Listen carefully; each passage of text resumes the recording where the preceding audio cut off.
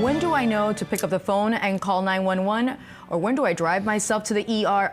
What do you do the at that reality point? is, and again, that's the difficult position that people have, and even as the doctors have. For example, someone's at home in the middle of the night, they had a big burrito for dinner, they wake up at 2 in the morning and they're feeling chest pressure. Well, you know, it's probably the burrito causing some indigestion, but how do they know? So sometimes the uncertainty drives the behavior. Right. Now, they may call us 2 in the morning. They'll say, hey, I'm having some chest pressure, what do I do?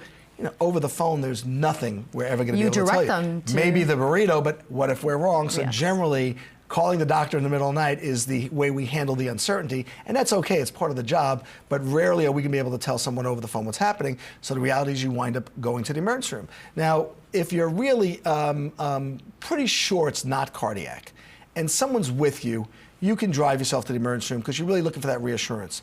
But if you're in at all distress or you really have significant risk factors, you want to call fire rescue. And we have a graphic here for the reasons you should be calling 911, Dr. Fialkow. And like you mentioned, if you have someone, then you can drive yourself to the hospital. But in that case, no, you never. You really never want to drive yourself to the hospital. The reason being, what actually mostly will lead to death from a heart attack is something called sudden death. And sudden death, which I think we'll talk about afterwards, is when the heart muscle is not getting blood, electrical activity gets changed, and these arrhythmias, these rhythm disturbances can occur, which prevent the heart from functioning. Right. So that's the person who goes down. And that can happen while you're driving yourself to the car. Now, in the car. Now, the reality is, if you're getting care from fire rescue by calling 911 or in the emergency room, we can handle that. Right. When you're by yourself in a car, and if it happens in a car, God forbid, the person driving you will still get you to the hospital quickly, but if you're in the car alone and that happens, as unlikely as it is, if you're not having more of the classic symptoms, you don't want to take that risk. Never so want to take that risk. It goes back to the dilemma of,